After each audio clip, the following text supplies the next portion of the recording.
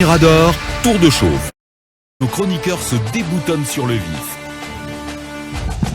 Voilà, donc c'est parti pour 3 heures chrono de débat, d'analyse. Vous le ferez avec nous puisque vous pourrez donc réagir à nos sujets, nous écrire sur notre plateforme, enfin sur nos différentes plateformes digitales. Donc je rectifie, Ibrahim Babé attire mon attention là-dessus. C'est plutôt 206 000 fidèles sur notre page Facebook et des milliers sur la chaîne YouTube. C'est corrigé donc à l'attention de Cabinet Fofana, le patron du digital. Ils sont dans leur position. Talibé, Barry, bonjour. Bonjour Mamadou et bonjour à tous et bonjour aux avocats français du FNDC. Vous le savez, c'est des avocats qui suivent de près l'évolution de la plainte ou des plaintes des membres du FNDC contre les acteurs du régime de faim. Oui. Alors, ils se sont fendus d'un communiqué dans lequel, dans un premier temps, ils prennent le CNRD au mot. Ils partent justement de cette phrase du communiqué annonçant le voyage médical du président Alpha Condé. Et ils disent que la junte au pouvoir en Guinée annonce que l'autorisation de voyage accordée à Alpha Condé a été faite en parfaite conformité aux dispositions procédurales d'ordre judiciaire. Alors nous, conseils du FNDC, disent-ils, exprimons le souhait d'obtenir confirmation de l'intervention du procureur général près la cour d'appel de Conakry dans la procédure d'autorisation du voyage d'Alpha Condé. Nous souhaitons également obtenir toute précision utile relative aux dispositions légales ayant fondé l'autorisation de voyage d'Alpha Condé. Vous le savez, oui. Hier, on estimait ici, Absolument. et beaucoup d'autres observateurs avaient fait cette remarque, qu'il devait y avoir une communication, une seule communication, celle de la justice à travers le procureur général près la cour d'appel ou le procureur de la République près le tribunal de Dixine, qui est en charge justement d'instruire ce dossier, et que la communication devait être une et unique, celle de la justice. Ou à la limite, Ou tout au moins, après le communiqué Voilà. du CNRD, la justice, elle aussi, devait s'exprimer pour dire justement de quoi relève, en quoi consiste justement cette expression qui dit que ce voyage a été accordé en parfaite conformité aux dispositions procédurales d'ordre judiciaire. Oui. Donc, c'est à cela que reviennent les avocats pour donc demander à la fois au procureur et au CNRD d'être plus détaillants sur les procédures judiciaires qui ont concouru à cela. À l'autorisation d'Alpha Condé accordée à Alpha. Et plus loin, ils disent sur la base de cette instruction, donc l'instruction en tout cas confiée au tribunal de Dixine, Alpha Condé et Sié ont été frappés de mesures d'interdiction de voyage. Nous nous étonnons nous nous étonnons par conséquent dans ces conditions de l'immixtion de la junte dans un processus qui devrait désormais relever exclusivement du pouvoir judiciaire. Et il conclut en disant que les sous-signés, donc les avocats, resteront particulièrement vigilants pour que Alpha Condé ne se soustrait pas de la justice à travers un exil ou un motif sanitaire. Donc voilà un peu les inquiétudes soulevées par les avocats français du FNDC. Il s'agit de maître William Bourdon et maître Vincent Brencart, donc qui aujourd'hui se posent des questions parce que justement le minimum, dès lors que le président Alpha Condé fait désormais l'objet d'une procédure judiciaire, la justice ne peut pas rester motus et bouche cousue sur une affaire qui la concerne au premier chef parce qu'il s'agit d'un homme interdit de voyage dont les biens, nous apprendons, font l'objet d'une saisie conservatoire et qui, en principe, doit se prêter aux questions du pool de juges, de ces juges, du pool d'officiers de police judiciaire, donc au nombre de 16, mis en place pour les enquêtes, pour les enquêtes par le procureur général près la cour d'appel de Conakry. Donc, c'est de bonne guerre. Et la différence justement, c'est que si Alpha, à son premier voyage, n'avait pas de contraintes d'ordre judiciaire parce que n'ayant fait l'objet d'aucun déclenchement de poursuite judiciaire, la donne a changé. Bien. Alpha est désormais judiciable et donc fait l'objet d'une instruction pour les crimes autour du double scrutin de mars 2020. Donc cela n'est pas étonnant puisqu'on l'avait évoqué nous aussi hier, enfin on a posé la question de savoir pourquoi l'omerta du côté du parquet sur la sortie d'Alpha Condé sans connaître l'autorisation brandie par la justice. Cabinet Fofana, bonjour. Bonjour et bonjour à tous. Il fallait s'attendre justement à cette sortie des avocats du FNDC, en tout cas à ceux qui sont derrière cette plainte contre Alpha Condé et d'anciens dignitaires de son régime. Absolument, c'est de bonne guerre que les avocats du FNDC s'insurgent un peu sur cette sortie d'Alpha, même si je pense que Alpha n'est pas inculpé et que de ce point de vue, je ne pense pas que le CNRD se prennent, comment je vais dire, une raclée au niveau de la face.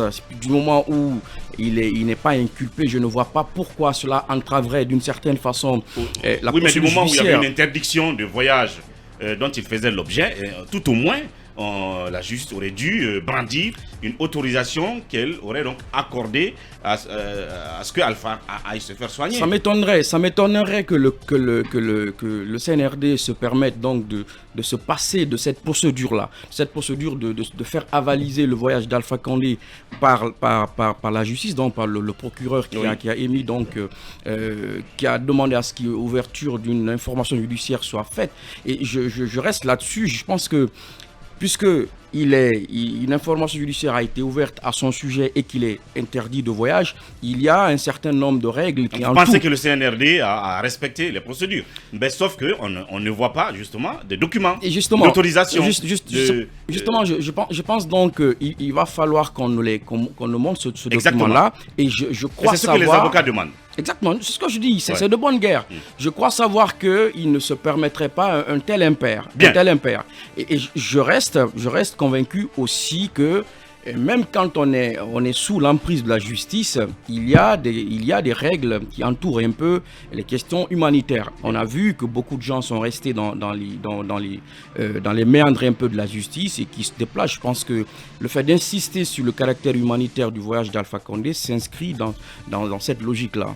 Oui, Mamadou Diambaldé, bonjour. Oui, bonjour Mamadou et bonjour à tous. Oui, je pense également que le CNRD a dû se prémunir des garde-fous judiciaires pour mieux se prémunir contre toute éventualité concernant ce voyage. Parce qu'ils l'ont, comment dirais-je, réitéré, noté d'ailleurs dans, comment dirais-je, dans le communiqué. Donc c'est sûr que la justice a été saisie. Oui, mais qui devait donc porter cette parole-là, cette démarche? Est-ce la justice, à travers le procureur ou le CNRD? Hier, on a dit que c'était mieux que ce soit la justice. Maintenant, comme le CNRD s'invite dans tout, peut-être, comment dirais-je, par rapport à la situation exceptionnelle que nous vivons, puisque c'est quand même régime d'exception ici d'un coup d'État, c'est ce qui fait